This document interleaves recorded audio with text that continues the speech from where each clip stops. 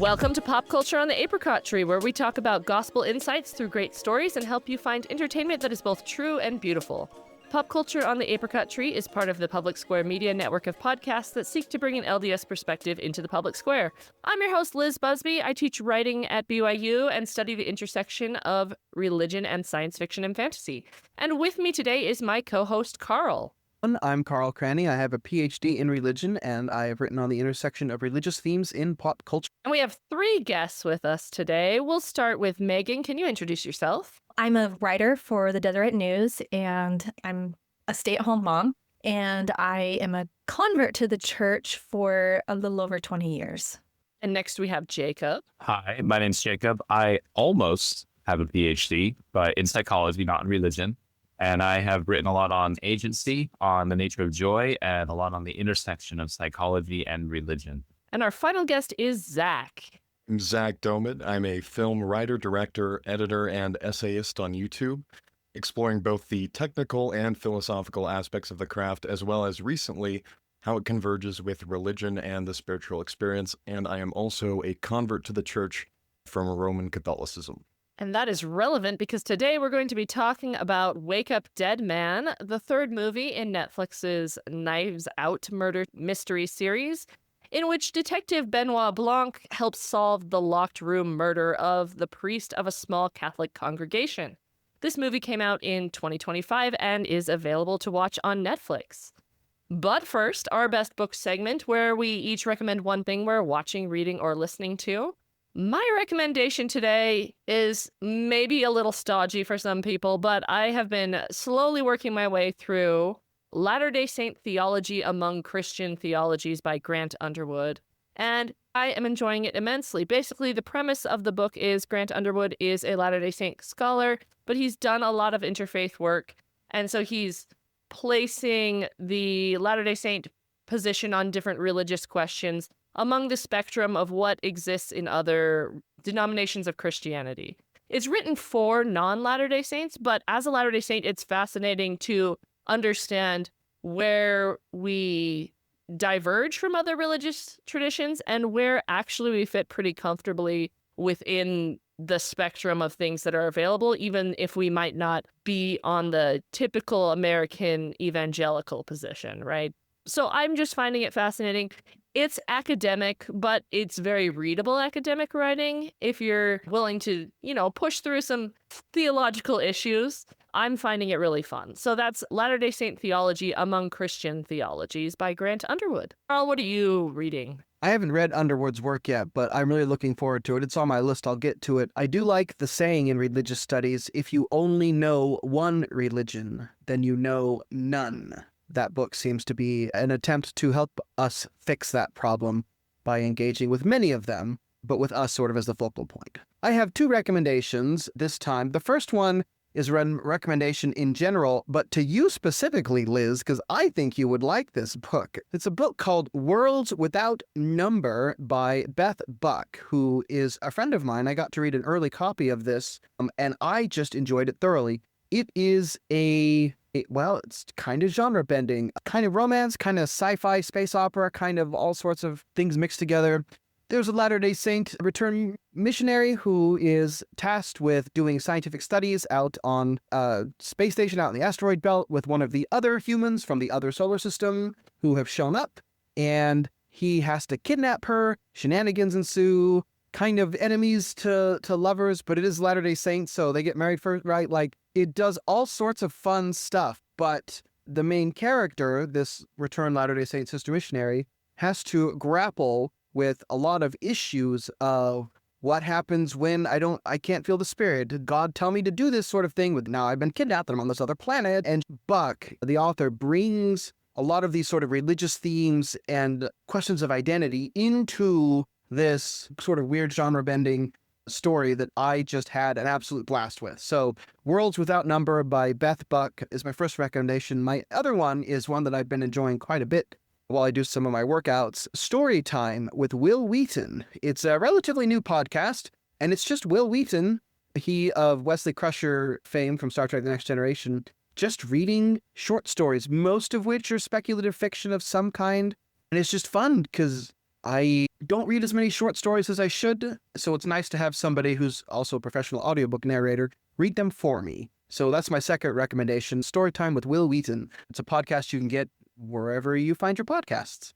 Yeah, when I saw your review on Goodreads of Worlds Without Number, I was like, how did Carl find this book before me? So it's good to know my sense is not off. You just have an inside with the author. She's my sister-in-law's sister-in-law, and we played Dungeons & Dragons together for like a month at one point. So yes, I had the inside track to that one, and I think you're going to love it, Liz. So return a report whenever you do read I'm it. so excited. I will do so. Megan, what have you got for us today? So I've been reading a book called From Poverty to Progress by a historian named Michael Magoon, and he has a Substack where he's basically written about everything that's in the book, but the book just kind of puts it in a nice sequence. The underlying premise is that human material progress is measurable and that we can identify the causes of progress and implement them. So I guess the reason why that is a relevant theme for me is I write a lot on the intersection of religion and culture, and politics is in a lot of our culture. And so I see this as a book that kind of gives an alternative focus, away from culture war topics, because it's focused on these measurable aspects of human progress that we would assume are important to everybody. And then the other book that I'm reading is called The Mind Club. It's by a couple of academic psychologists. And it's basically, if you like Jonathan Haidt's work, I think you'd be really interested in this book because it's kind of delving into the psychological roots of human moral reasoning. And so that's just interesting. Definitely in the Jonathan Haidt fan club, so I am interested. I'll have to take a look at that. I love it. Jacob, what have you brought for us? I have decided this year that I should finally finish reading the Wheel of Time series, and it's been a slog, but I'm finally at The Gathering Storm, number 12, which is significantly when Brandon Sanderson takes over. And it's been good. Normally, I would not recommend the Wheel of Time series, but if anybody wants to read them, you should really just read the first 3 and then read the last 3. And it'll be a very enjoyable experience for you. Brandon Sanderson's a great author. Too late. I'm already in book 9, and I was in book 8 in high school. And I read book 9 last year, and I was like, oh, this is why I stopped. Just skip them. Just skip to Brandon Sanderson. Other than that, though, I recently read The Story of My Life by Helen Keller. I'm not really one for biographies, but this one, for some reason, just jumped out at me for no reason at all. And it was short. It was sweet. It was very interesting. I was touched in a few places in Helen Keller's descriptions of how she was living in total isolation and darkness because she couldn't see or hear, and how she eventually was able to connect with other people through language, and she discovered those things, and her life just kind of expanded because of that. And I almost felt like tearing up sometimes because it was just so touching. Thank you, Jacob. Zach, what have you got to recommend to us? Well, Liz, in keeping with your interest in Latter-day Saint theology among theologies, I have recently been rereading the Exploring Mormon Thought volumes. I don't know if anybody here has read them. I credit them, at least in part, to my conversion. They are by philosopher and theologian Blake Ostler. I would argue he is probably the foremost mind in the church, at least when it comes to a robust, systematic approach to Latter-day Saint theology, and not just explaining it within a Latter-day Saint worldview, but defending it against competing traditions. So specifically, Volume 1 and 4, 4 because 4 is specifically on atonement theology, and actually, whereas books 1 through 3 are kind of describing how Latter-day Saint theology gives interesting answers to problems that Christian theology has dealt with over the last 2,000 years. Book 4 is where he actually starts to put forward kind of his own theory of how within that system the atonement might work. So this is coming on the tail end of my last year of what could have been a lifelong study of trying to understand and map the trajectory of Christian theology from the patristic era onwards through Augustine and Aquinas. And it's impossible to read all of Aquinas. I don't even know if Aquinas read all of Aquinas, but selections of Aquinas, and then revisiting Exploring Mormon Thought, kind of coming out of that. So that's been very enlightening and wonderful. And then outside of that, I'm trying to make my way through the Directors on Directors series of books. I'm on Scorsese. So this is where It's a selection of interviews, basically directors interviewing themselves on their own process. And Scorsese talks a lot about the last temptation of Christ. And Scorsese, kind of in his later years, and I talk about this in one of my essays, has almost reverted to his priestly sensibilities of his youth and is re-exploring the religious questions that he has probed for a long time. So that's been interesting. And then trying to become more of a student of David Lynch, I'm 30 years late, but making my way through Twin Peaks, the TV series. I'm only 3 episodes in, but I love it. So that's what I have. It sounds like an excellent mix of things. It's definitely a mix. Yeah. I love it. These are the things we like to mix together. I mean, why can't pop culture and scholarship talk to each other? They absolutely should. We will have links to all these recommendations on our website, popcultureapricottree.com, and buying through these links helps support our podcast so we can keep bringing you these conversations about the true and beautiful in pop culture. And now on to our main discussion of Wake Up Dead Man.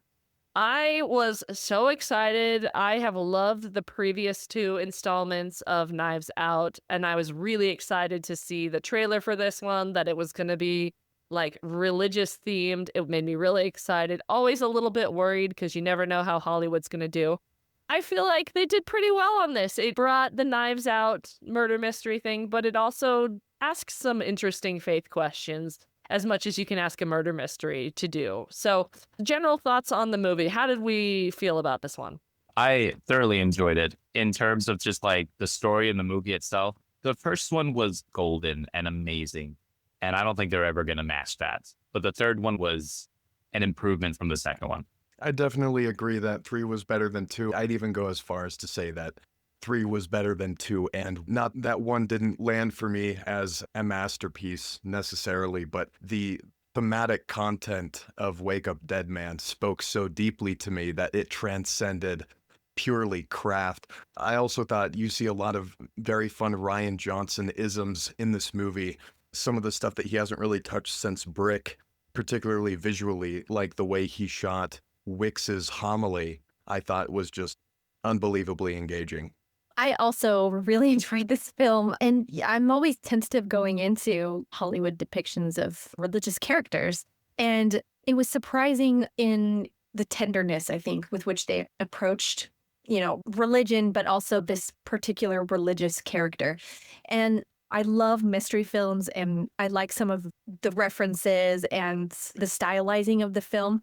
So I wasn't expecting it to have some really touching moments. But for me, it did. And I think maybe I like it better than the previous 2 for that reason. Well, I think we should talk about the religious characters in this, because definitely it's kind of a tradition in the Knives Out films. You know that like pretty much everyone in this movie is going to be a crappy person except for whoever's helping Benoit Blanc solve the mystery, right? That's how it is in both of the other ones. And true to form, we pretty much have really terrible people. Although we do have one other really good person, it seems like, in Sam. This guy who, like, religion has actually helped him to quit drinking, and he tries to be a good person, and he's listening to his games during the sermon because he can't quite take it, but he wants to support his wife. So I liked him. But how do we feel about the representation of various characters of Christianity here? There's definitely some spot on takes on people you see in religious discussions, especially online. And we expect it to be extreme because these movies are generally a satire of whatever they are of, right? The first one of old money and the second one of new tech billionaires. But how does this land as religious people ourselves? Is it offensive that everyone in this congregation is kind of hateful and terrible? Or what do we think? I got 2 things on that. The first thing I'd say that struck me about the film is this is one of the first examples that I can say off the top of my head, and I'd have to really think to come up with another, of a protagonist who for them their faith is the way rather than a roadblock. That was unprecedented and quite subversive, especially having the faith conflict between 2 people who have their own competing models of orthodoxy, and both of them seeing that orthodoxy as essentially their grounding to interface with the world. I thought that was very well done. In regards to the depiction of the congregation as almost a caricature of Christian belief, I thought Rian Johnson did a very smart thing in the writing of the film in building that into the narrative, where you have Wicks, who is an explosive personality, and you see him systematically weed out the congregation from the people that would balance out the sensibilities. So ultimately, within the plot of the film, you have a group of people who are left because their personal sensibilities map on to what Wicks is trying to achieve. He has built his flock. The idea of the flock is central to the film. So in terms of it being an average representation of the Christian world, I don't necessarily think that's what it's trying to do. I think it's trying to show this is what's left over when the faith is weaponized. The characters are all larger than life.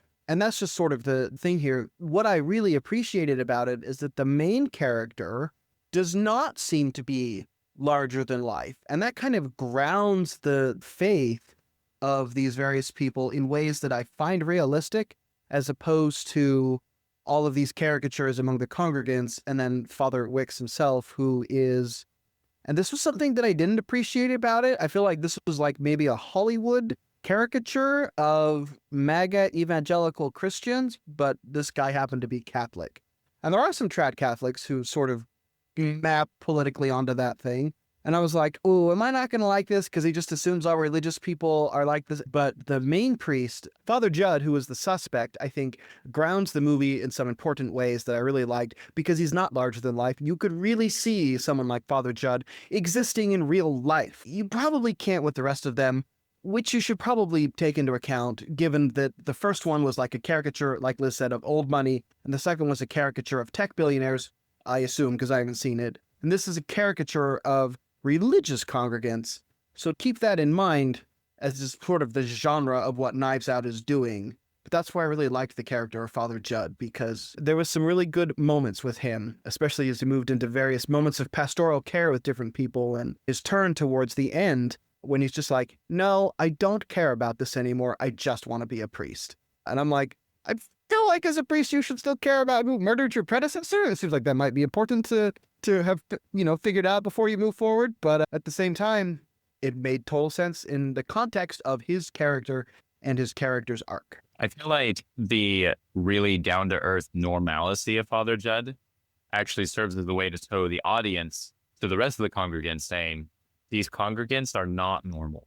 Like, they're not normal because it's a Knives Out thing. But like, here's a guy in the movie who is like, these people are crazy. This is weird and absurd. But I feel like these are probably the best caricatures, in my opinion, of all the Knives Out movies. Because to me, because of the religious elements, they have reasons for how they are. Like in the first movie and the second movie, the suspects are all just scummy people just because, I don't know why. It's funny, I guess. It's fun. It's what they want to do. In the third movie, they're all scummy people because they've got reasons. The author is jaded and a disgrace now, and the celloist has lost her life. The doctor has been abandoned by his wife, and he thinks it's all because they didn't have enough money, right? And so they have all of these problems, and they ground all of their problems in their misinterpretation of their Christianity. And then they consequently become terrible people. I'm a huge fan of the idea theologically that the faith and church in particular is supposed to be a hospital and a refuge. And there's this competing idea, and here's where my Catholicism isms are going to come through. But there's this competing idea between the Eastern Church and the Western Church as sin being something that's part of your nature. And I feel that's very much what Wicks articulates when he's going after individual people from the pulpit. And then in the Eastern Church, you have this idea of sin as woundedness. And you have quotes from people like St. John Chrysostom, where he says sin is a wound, but repentance is a medicine. And that seems to be very much the school of where Father Judd is coming in. So even within the film itself, you are seeing this dialogue between ancient competing traditions of Christianity, obviously blown out of proportion and larger than life, at least in terms of Wicks, but the theological ideas and the thematic conflicts that they're navigating are actual questions that have been part of the Christian world since the beginning. And adding on to that, I would just say too that I don't think that the characters are totally despicable. I think that they're funny, and I think that there's a little bit that's over the top about that to bring that humor. I loved Glenn Close in this film. I thought her performance was the best. I thought she was amazing. But I actually found her to be a sympathetic character. And maybe that's something that you need to be religious to feel, because I think all of us have had those times, I hope, where we have recognized as religious people that we have started to become judgmental, that we've started to neglect the essence of the faith, which is grace and redemption. And I found her to be an interesting character. Yes, there were parts of her that were really funny, but I didn't think she was like a flat character, If anybody was flat, I would say it was Wicks himself. But the other characters, I thought there was a lot that's relatable about them. And I don't know what that says about me. No, I think you're totally right that in this movie, more than the others, they start out as caricatures and they kind of grow a little bit away from their caricatureness. Whereas like Glass Onion, they only become more caricature-y as things go on. And we see that there is no actual depth to these people, but there is some depth to some of these people. And we see how, like Vera gets betrayed. She's had this child foisted on her.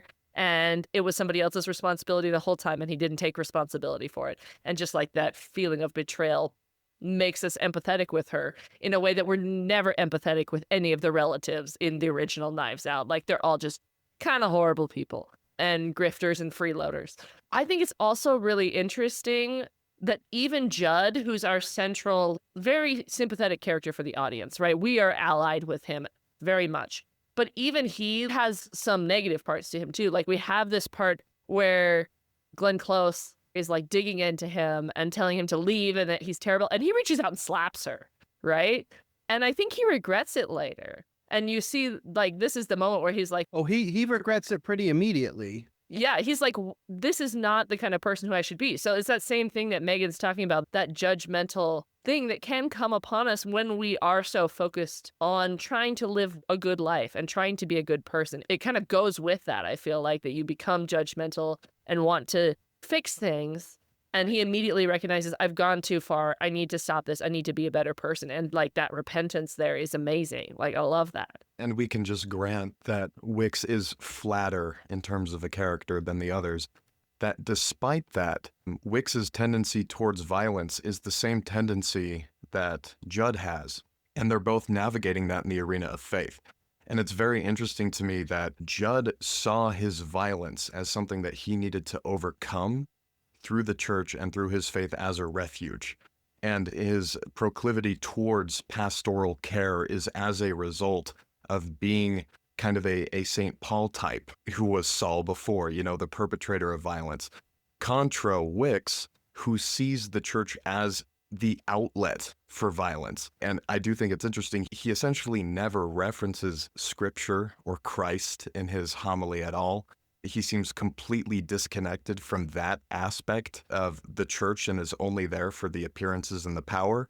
But if he were to weaponize scripture, he would go to places like where Christ says, "Depart from me, I never knew you," or he rules with an iron rod, or you must hate your family and come to me. And, he would obviously divorce that completely from its contextual aspects and any sensibility of grace. But he is purely power motivated. And I think part of that is also revealed when it is brought to light that he has had a son out of wedlock and has essentially, for all intents and purposes, abandoned him throughout his upbringing, that as soon as that comes to light, he is happy to abandon the faith for money. I think that reveals more about who he is than anything else. And so that, at least in my opinion, is a very interesting way to navigate, you could say, a negative aspect of one's sensibilities, at least in terms of violence, right?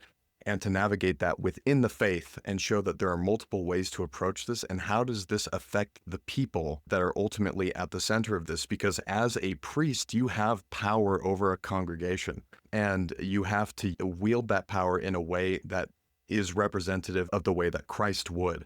And so you see a perversion of that, and then you see an endearing and honest version of what that should look like through Judd. We don't even have to go back to, Zach, your comparison a few minutes ago between some of the ways Eastern Orthodox and more Western Christianity view human nature. Even within the Roman Catholic tradition itself, they have this concept in Roman Catholicism of the church militant, the church triumphant, right? And then there's also the church that is suffering or that is penitent. And I think you could map, Monsignor Wicks, and it's interesting that he sort of makes you say the title as opposed to Father Judd, more onto the, church militant, church triumphant sort of thing, which is supposed to be part of Christianity's engagement with the world. But there is also the church penitent and the church suffering, which is kind of where Father Judd's point of view comes in. And that is also how Christianity is supposed to engage the world. So as despicable as I found Father Wicks, especially again, sort of as a caricature of what Hollywood thinks certain Christians are like right now, and for the record, I think they're probably right, I also don't want to dismiss all of the idea that the church is a safe haven from places of sin. There is a Facebook group that I'm part of, basically, and Liz and Megan, you know what I'm talking about, where it's all just for Orthodox Latter-day Saints, and I really enjoy that because I don't have to argue about certain presuppositions, and that is very useful and fun, and it's less exhausting than like the rest of social media, where who I engage with may not start with the same presuppositions, so we have to argue about those. The church militant versus the church penitent, both are part of the church in Roman Catholicism, and I would argue in our tradition, that's a good framework for how to engage with the world. But don't take the church militant stuff too far. And I don't think we ever see the church penitent stuff taken too far in Father Judd's case, but you could. It just doesn't show up in this movie as much. I think that was definitely an angle that the movie was pushing, was this militant versus penitence. The movie was saying pretty clearly, penitent's the better way to go. And the militant is not, because, Wicks is the terrible person. But one thing I did appreciate, though, is that even though there's this commentary about the direction the church can go, it was rooted in the conflict between priests. It was rooted in the conflict between these two individual people, and not actually about the institutional church itself, which a lot of times when Hollywood's depicting religion, a lot of times maybe the religious person is a great guy, but the institution is, evil and corrupt or something. And the good guy is kind of rebelling against the institution. And that wasn't in this one that I saw at all. Father Judd fully supported the church, and the church fully supported him in what was going on. And that was refreshing. I thought that the view of the Catholic Church that we got through Father Judd's eyes was very, and I think this applies to the whole movie, that it wasn't apologetic in any way. It's not like getting defensive one way or the other. It's just him shining when he has this moment where he's talking through what the church means with Benoit Blanc. He's not denying any of the things that, any of the grievances which Blanc has against organized religion. He's just pointing out some other things that he maybe overlooked. And I thought that was one of the most powerful points of the movie, is because it wasn't defensive. It wasn't like dogmatic one way or the other. It wasn't in a spirit of trying to argue the merits of Blanc's criticisms. It was just kind of asking him, pointing out what the church does and what it's about, and pointing out that there really isn't an alternative. And I thought that was really powerful. And as I was going to say too, that I feel like what we're talking about between these two priests, their different approaches, is something that I think we can see happening in a lot of denominations, which is the inner versus outer struggle against evil. And how I think one of the reasons why the congregants in Wicks's parish were so miserable and kind of despicable is because they had externalized that struggle against evil. They were no longer battling evil within themselves. And the reason we can tell is because we see Father Judd doing that. It's not that he's not a warrior, it's just he's fighting against himself. He's fighting against his own tendencies towards real evil. And so I think that's such a great and thoughtful theme for me to think about. What battles am I fighting? If our primary battle is against something that's external to us, then what are we missing when that happens? I think you just said better what I was trying to say about the difference between the church militant and the church penitent. This is from a different tradition, but that is one of the hadith of the Prophet Muhammad. There is some battle. They go out and they fight their enemies. So they're coming back from the battle, and one of them says, "We have just won the jihad." And Muhammad says, "Yes, now we must return to the true jihad within our hearts." Right? And that's a great little moment from the sayings of the Prophet Muhammad that I think maps onto this really well. I loved the interactions between Father Judd and Benoit Blanc. That first interaction, the lighting and the way when Blanc starts talking, the clouds come and everything gets dark. And then when Father Judd's talking, it all sort of lights up. And then later on, when Blanc has sort of one of his epiphanies, the lighting goes up for him. The way the two of them interacted with each other, I thought was quite fun. And I think they both ended up respecting each other, even though Blanc obviously isn't going to convert, but I think he does appreciate Father Judd and his version of what he's trying to accomplish through the church by the end. I think it was C.S. Lewis who said something to the effect of the greatest argument against Christianity is Christians. And when I was Catholic, I didn't find that very persuasive because in Catholicism, the rigidity of the orthodoxy is a feature. It's not a bug, right? It's like no matter how bad the people are, the dogma is still there, and that's ultimately what is protected by the Holy Spirit. But since converting, there's this new dichotomy where orthodoxy is now not as important as orthopraxy. The fruits should be the priority, not necessarily the specificity of the belief. And you see that articulated in the film with Blanc, where even though he doesn't assent to a particular Christian dogma by the end of it, he understands the idea of grace and justice and the way that they can coexist. And in my opinion, it is more important that Blanc took that away than he did a literal understanding of the resurrection, or the idea of consubstantiality between the Father and the Son, or that the bread literally turns into the flesh and blood of Jesus on the altar. So it's like, yeah, he's not leaving a Christian, but he is leaving more like Christ. And I think objectively that is more important. Karl Rahner might call him an anonymous Christian now, but I know that term is offensive to some people, so, but it's Karl Rahner's term. It's not mine. Or part of the invisible church. There you go. Yep. It's definitely true, because at the beginning of the movie, well, throughout most of the movie, Blanc is actually, I feel like he's actually also almost in the same camp as the congregants, in that he's not really very loving of other people. And he thinks of the murder mystery as really just a game for him to solve. And he has so much fun doing it. That's his hobby horse, is to just solve these murder mysteries and basically to use other people as his toys or his tools to solve the case. And that's really all they're there for, is to just use them so he can solve the game and makes himself look really good, right? He talks about that at one point in the film where he's like, it's going to be awesome. I'm going to solve the case and everybody's going to be gathered around and I'm going to reveal all the ways how it was done. And you'll see my great intellect. And then the moment comes and it's a beautiful scene. He's right on the cusp of revealing it all. And then like you said, Carl, the light shines and he has his road to Damascus moment. And he's like, I can't reveal it because it wouldn't be nice. And I realized that. And mercy is more important than me.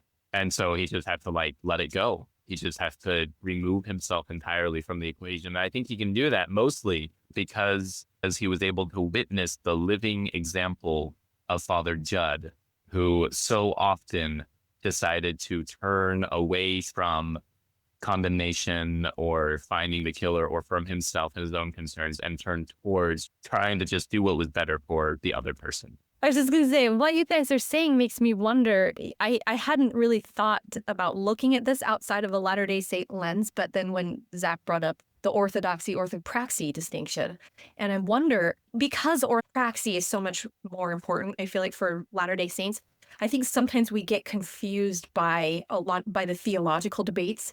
I mean, now we have online people who kind of specialize in this, but I think for the average Latter-day Saint, it doesn't make a lot of sense to them to question what you think about this, where you fall on the doctrinal spectrum on these things. The more important question to them is, well, do they live like Christ? And so this movie really speaks to that. And I hadn't really thought about that or how that might look to other Christians, but I really do think it's making that point because of what Jacob and Zach said, about Benoit Blanc. I hadn't even seen that, about him having his own sort of like redemption arc, and where he at least recognizes the importance of religion for Martha at the end, and so allows her to have that moment of absolution. And so I'm just thinking, okay, he's an atheist, he's an avowed atheist, and he doesn't change that by the end of the movie, and yet he's evincing Christ-like characteristics, maybe more Christ-like than many of the nominally Christian people in the movie. That's fascinating, and I hadn't thought about that. So I do love that moment and like how the light is used symbolically throughout the film. I think the film does have a really good symbolic language. I think another major symbol in the film is when we show up at the church and there's the missing cross on the wall. That's the first sign to you as the viewer that like Christ is not here in this congregation. Like something's missing. Literally, he's not here. Literally, he's not here. But then it gets worse because you hear the Good Friday sermon, homily, and you hear him speaking as though he is Christ, right? Monsignor Wicks, and like taking this upon him. And you're like, is he doing what I think he's doing? It's Priestcraft. It's literal Priestcraft. Right? And then that was when I realized he is going to be resurrected. That was when I knew that was going to happen later in the film. And even though I predicted that, the moment where it happens and the tomb opens and breaks, I gasped. Because just the way it sets up the utter blasphemy of making yourself the center of the congregation and saying, I personally am the one who's going to save you. I am the most important figure, not Christ. And I'm literally going to take his place by doing this. Like, it's such strong. It's so great. I just love that moment. There's this moment in Midnight Mass, which I'm also a huge fan of, where Father Paul Pruitt is standing outside of the church at the end, and he exclaims loudly, he says, it was never supposed to be about me, it was supposed to be about God. And I would say that's basically a direct inversion of Wicks's entire approach, where he's trying to essentially be the gravitational force where power and influence circles around him, and he's using himself. Now, frankly, there is the idea in Catholicism of being in persona Christi, where every priest is in some material sense supposed to be the representation of Christ on earth, but that is only to the extent that you actually act like Christ, which is very obviously not what Wicks is doing, which is why it's blasphemous. You can go listen to our podcast on Midnight Mass if you'd like to have more insights on that. And Father Judd recognizes this about Wicks. And it's interesting, Judd is such a compassionate guy, and he just wants to help people. And he sees the congregation, and they're all crappy people, but he's like, they're just misguided. But not with Wicks. With Wicks, his approach is like, you're the problem, and the only solution is to just get rid of you. Like, if I could help you walk the path of repentance, then I would. But sometimes you can't. Sometimes you just have to remove the evil and cut it out.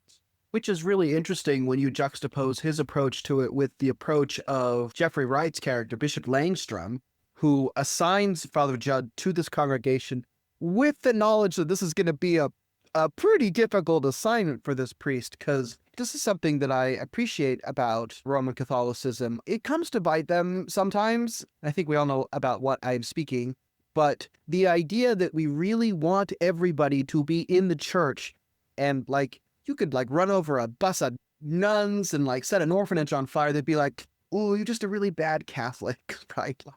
We excommunicate for that sort of stuff in our church, but the reaction of the hierarchy to this character is like, well, we can't get rid of him because that's not what the church does. So we're going to try to work in this other thing.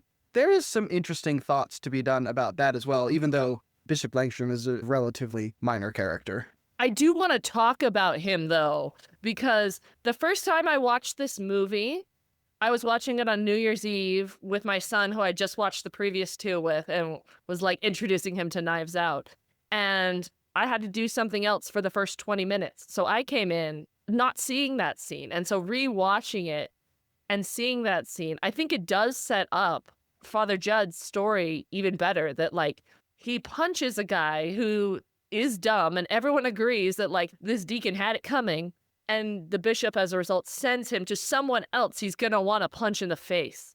and says, the way you get over this is you learn to get over it. And I'm going to put you in the way of it again. I'm not putting you somewhere where like, this is going to be easy for you. Let's put you with someone gentle and kind and you're going to agree with them. It's like, no, like I'm going to put you with someone who is going to be super everything you don't want to be. And I'm going to see if you can be kind to him, which leads into the other part that I missed, which was almost convinced my son and his friends watching it not to watch, which is the confession scene between the two priests. Oh no! I don't know what to make of this, except that Wicks is just pushing so hard to see, like, how much are you willing to take, Judd? How far can I push you in showing that I am a terrible person before you snap? But yeah, they were like, what is this movie you're showing us? And I was like, I promise it's going to be good. Ignore this part. That was definitely the most uncomfortable scene for me. And I was like, wow, I don't like this. I don't want to watch this. Why did they put this in? And it wasn't until like well after the fact that I was like, oh, how I feel is how Father Judd feels. We don't like this and we don't want to hear. I have to say, maybe this is throwing my husband under the bus, but he laughed so hard at the scene. Guilty as I well. mean, he knew what was happening. He knew what was happening. I mean, Wicks is pouring it on, right? But it's so over the top and it's so ridiculous that it becomes funny. You could throw me under the bus too. I was laughing so hard because it was like this moment of perfectly distilled awkwardness. And I was like, yup, this, to me, it was obvious that Father Wicks was trying to like push all the buttons and whatever else. And oh my gosh, it was so funny. Yeah. So yeah, Susan and I were watching that together and I was just laughing my head off at it. And she was not. So far as I know, I'm the only person here that has actually been to confession a multitude of times. I can say there's a broad spectrum of experiences. It certainly can be awkward. It can also be profoundly intimate in a pastoral way. We in the church have our own version of confession, obviously, depending on severity. And that's ultimately the point, is for it to be pastoral. But it's added to the museum of Wicks finding ways to pervert what are essentially tools of healing to be tools of harm. And it's obviously in keeping with his character in that sense. That's such a great insight about the weaponization, because I think I got that sense throughout the movie and I couldn't really put a name to it, what he was doing. I mean, we might just broadly call that hypocrisy, but it really was weaponizing, like what you said, what are meant to be tools of healing, which is just really gross, kind of like his confession. And I think the film has some other things to say as well about the weaponization of religion in general, like in terms of politics and the culture war. The idea that there is some aspect of Christianity that is like, I mean, there are scriptures that are essentially like, you do need to fight the world. I'm come not to bring peace, but a sword. And like, I'm going to divide mothers from daughters and fathers from sons. So like, that is there in the doctrine. But then like the way that it's portrayed here, and that religion is a vehicle for politics and not politics being informed by your religious beliefs. It's very clear that Cy, his illegitimate son, is like, no, get rid of this congregation and we're going to use all of these cool clips I've taken of your homilies and we're going to go on a political power train. Like, it's so clear that it's like, I'm going to sell out religion for political power, and that's the power that I want. I don't want the religious power to heal you. I don't want that. I want the political power. I thought Cy's character was hilarious, getting into the religion and politics thing. But so there's this scene where he's rattling off all of the things that all the wedges he's tried to drive in order to get traction. You know, he's like listing off, like, I talked about abortion, I talked about the trans thing, I talked about the gender thing.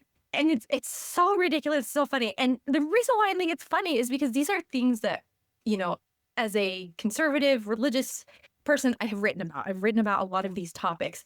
But it has become so caricatured in so many ways, and seeing him like just own the caricature, I don't know, to me that was one of the funniest scenes, because it's not like I don't care about any of those issues, but the way he's just so obviously using them as like a grift, I don't know, it was very over the top, but it made it really funny. Because, I mean, it is a live question about how your religion should inform your participation in especially here in America, in a democracy, in a pluralistic society. This is a thought I've been working on for a little while. I'd kind of come up with like 3 ways of engaging people with whom you disagree with, right? And this is like a 4th way where you're just using things as wedge issues just to divide and play on the different teams, and everything's a fighting and a war. It's like the lowest way of engaging with other people. The other 3 that I'd come up with, which are all higher than this, were sort of to treat people as enemies, but yet still legitimate participants in the American democracy, right? If the other guy wins, you still say, oh, congratulations, we wish you well, we'll try again next time. And then there's sort of a tier above that where you always fight, but it's more, I'm going to fight against ideas and not against people. Like, we're going to try to engage in various ways in good faith. And then there's the way the brethren interact with the culture, which is we do not agree with, and I'm going to pick this topic because we've done some stuff on this. We do not agree with gay marriage in our church. We don't solemnize them. You will get brought up on charges if you are in a same-sex marriage before a church court. But we're happy to sponsor legislation that will enshrine those marriages in federal law, as long as we can make sure there are carve out. Like, we try to find a way to engage with other people and compromise. And I think this movie shows, well, in the character of Cy, shows option 4. It's just a tool to be used to gain power. We don't care about anything other than that. But I think this movie is more the level 2 I was talking about. The movie as a whole, not the characters. We're going to engage with ideas and not necessarily fight against people. But I still think there is a better tier, which is where can we find ways to compromise and make the world a better place for everybody, and not to always turn it into a zero-sum game. Yeah, I have my persuasive writing students read an essay about these kind of approaches, a chapter actually from a book by Wayne Booth, who's a famous scholar of rhetoric and also a Latter-day Saint. He talks about all of these different approaches and the ways that we can either be pretending to compromise or being a doormat to make peace with other people. But like the strongest forms of rhetoric and the best ways we can engage with each other are actually listening to each other to understand and to grow and to create a third way.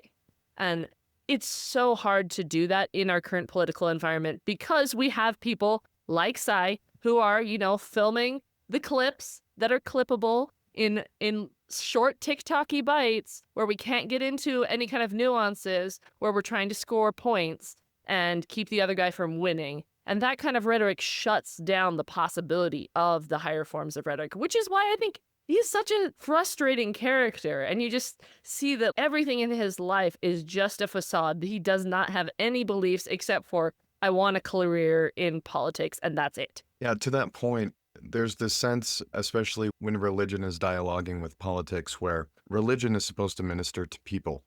And ultimately, the political landscape is also supposed to minister to people.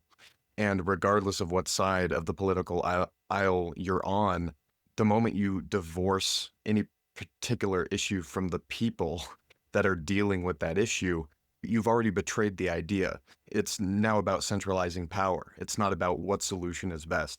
And even though the solutions, whether legally or morally, disagree, I have a hard time thinking that anybody is starting, I should say, from a place of corruption or wanting power, that no particular issue exists because it is objectively evil. It's ultimately competing goods and the best way to negotiate those goods out within your other hierarchy of values. Now, that's nuanced and that's complex and that requires patience and that requires grace. And unfortunately, the modern political landscape rewards abandoning those completely. All of this is why I felt the moment where Father Judd, towards the end, just says, no, and I could put this in Catholic terms, like, I renounce you, politics and divisiveness and all your false works and all your false promises, right? Which is the phrase from the Catholic baptism ceremony when you renounce Satan and all his false promises and all his works, and just says, no, I'm not going to do any of that. I'm not even going to play that game. I'm just going to serve. And I love it. And I don't know if that's the best way for us to engage with the world for everybody, but it was certainly a powerful moment for me, and maybe something we should all figure out how to better incorporate into our lives. I mean, at least within a church, and especially, I've seen in my ward a couple of different instances where someone will express a political opinion and someone on the other side basically, uses the rhetoric they're used to from the internet and from Twitter against someone who is a member of their ward. And then the next day, the next week, they realize what they've done and how messed up that priority is, that we don't care. Like, this person I know is not the enemy, is not this caricature that the internet has led me to believe people with these beliefs are. And I've seen some really interesting things happen when those two ideas are forced to clash by the fact that, like, you are a participant in a congregation and you are expected to serve and live with these people. And when those come head to head and you realize this person who works with me in primary, who I'm their ministering sister, who gave that great talk last week, is from the other side, that does a lot of work. I wish that everybody could be forced to join a church congregation. I don't care if you believe, but like, I want you to like be in an organization where you have to live with these people and work with them on stuff. And I think it would solve so many problems if we could get our heads out of the internet and do this kind of work. So that's my soapbox for American politics. Amen to that. I love it. Okay, well, I think we're just about done. I just wanted to bring up briefly the very last scene of the movie. I felt put a capstone on everything that the movie was going for, where everything had resolved and all of the congregants had kind of moved on with their lives. And unusually for a Knives Out movie, they all kind of like had their own sort of personal resolutions as well, for good or for bad. They could move on with their lives. That was cool.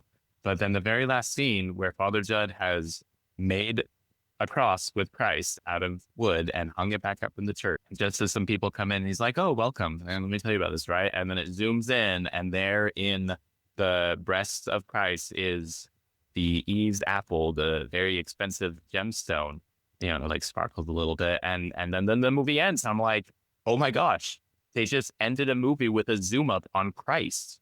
Wow, that's amazing. That was so cool. To take the image of the Eve's apple and turn it into the Sacred Heart of Christ was a pretty cool inversion too. Yeah. I'm not Catholic and I don't have a PhD in religious theology, but even I recognize that symbolism and that imagery. Like, I've seen that before. And I was so impressed by that. I just thought it was beautiful.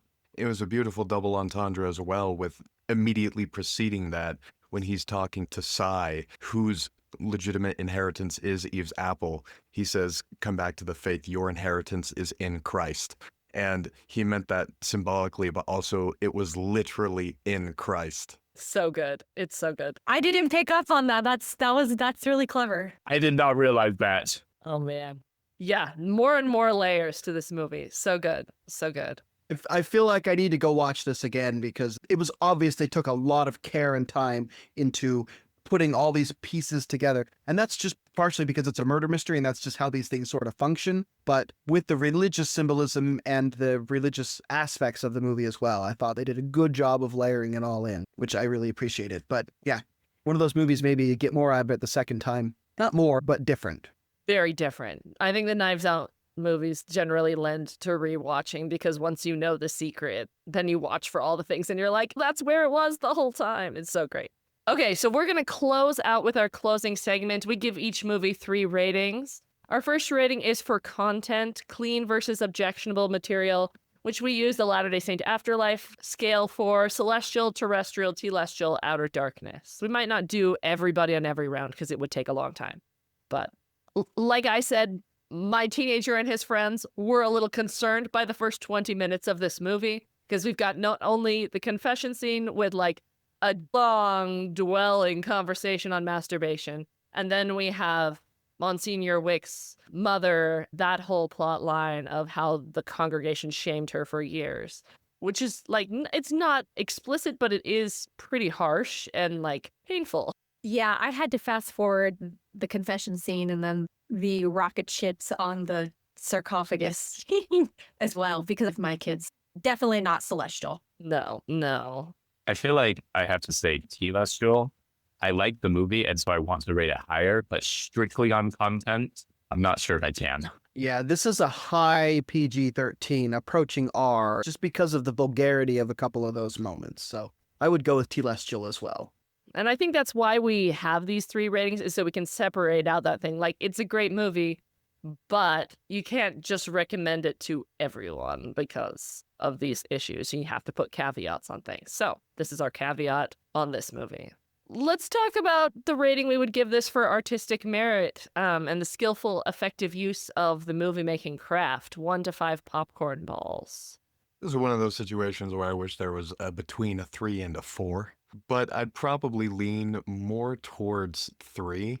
In terms of writing and direction and acting, I think it's all fantastic. It truly is phenomenal. At the same time, though, I don't know if this is one of those films that's going to sit with me for decades the way others have. So strictly in terms of quality, 3 is nothing to scoff at, of course, but that might just be because I'm a little harsher. And I think that's totally fair. That's the way I am about books. When it's your specialty, you're like, I save the 5s for the good ones. And like 3 is, I liked it. I might go a little higher just because I appreciate the tight writing, and writing generally tends to be the most important aspect of a movie to me. So like the tight crafting of the Knives Out movie, and we've brought out several of the like symbolic use of Christian imagery were really interesting and well done and like very striking. So I might go 4 or 5. Anyone else want to talk about their artistic merit rating? I give it 5. The completely unnecessary confession of the masturbation scene did serve a purpose. I just wished maybe there'd been some other way they could have conveyed that wasn't quite so earthy and vulgar. But maybe it needed to be. I don't know. But 5 popcorn balls. Murder mysteries are not really my cup of tea, but I found this one rather enjoyable. I am not any kind of, expert on this, but I would also probably say a 4. I thought that Glenn Close's character, and then I don't remember the name of the actor who played Father Judd, but I just thought that they both portrayed these characters in ways that I think that they could have so easily been cliche, and they weren't. And if those 2 characters had been, then I think it would have undermined the message of the movie. So I thought a lot hinged on their interpretations of these characters, and that they knocked it out of the park. Okay, and we'll move on to our final rating, which is for gospel connections and morally edifying messages. Judging by our conversation, I got to give it 5 apricots on this one.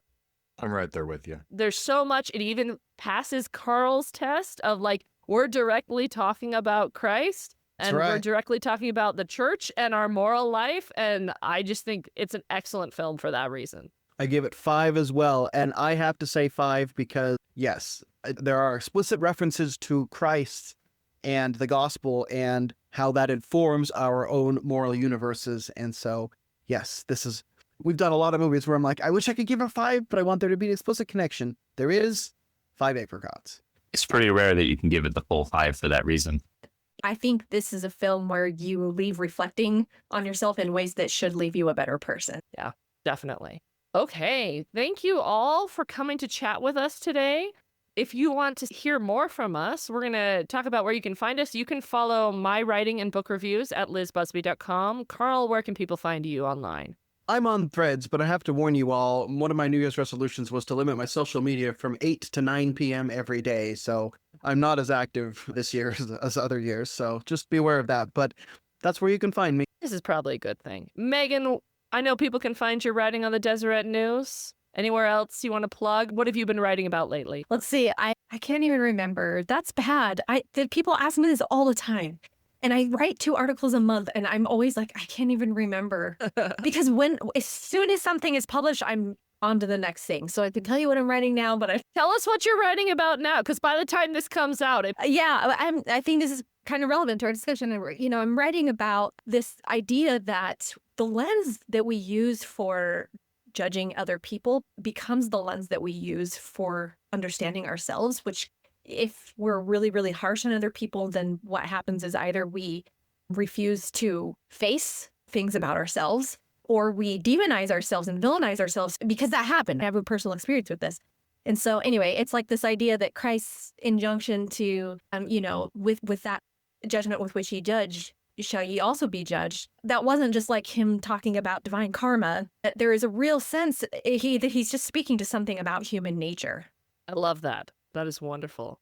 Jacob, where can people find you? My Substack, Learning Joy at Substack. That's all I've got.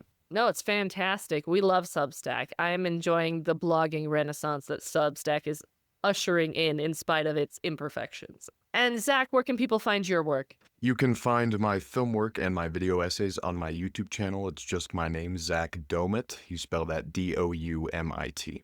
Perfect. I'm excited to check out more of your essays now that we've met. I'm really excited. I love the video essay genre. Well, good. I hope you enjoy them. Thank you all for joining us this week. If you've enjoyed this episode, share the podcast with a friend who enjoys good movies and good conversation. You can subscribe to the podcast on the platform of your choice, or we are on YouTube as well. We'd love to hear your thoughts about this episode via email, social media, or on our website. It makes our day as podcast hosts when we get to hear from one of you.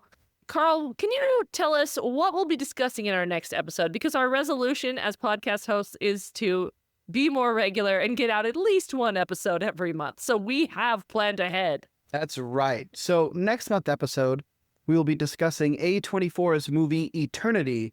The movie follows a woman who, when she dies, must choose between the husband of hers who died in the Korean War when she was younger, and then the man that she married and lived the rest of her life with.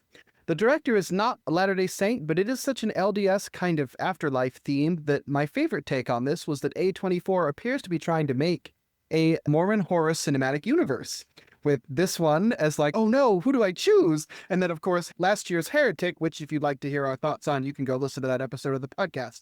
This is more, as I can understand it, romantic comedy than horror, but I just thought that was a really funny way. Is A24 starting their own Mormon horror universe? Maybe there are more in the pike, who knows? But that's what we're going to talk about next time, so be ready for that conversation next month. This has been Pop Culture on the Apricot Tree, encouraging you to seek after everything virtuous, lovely, of good report, or praiseworthy. We'll see you next time.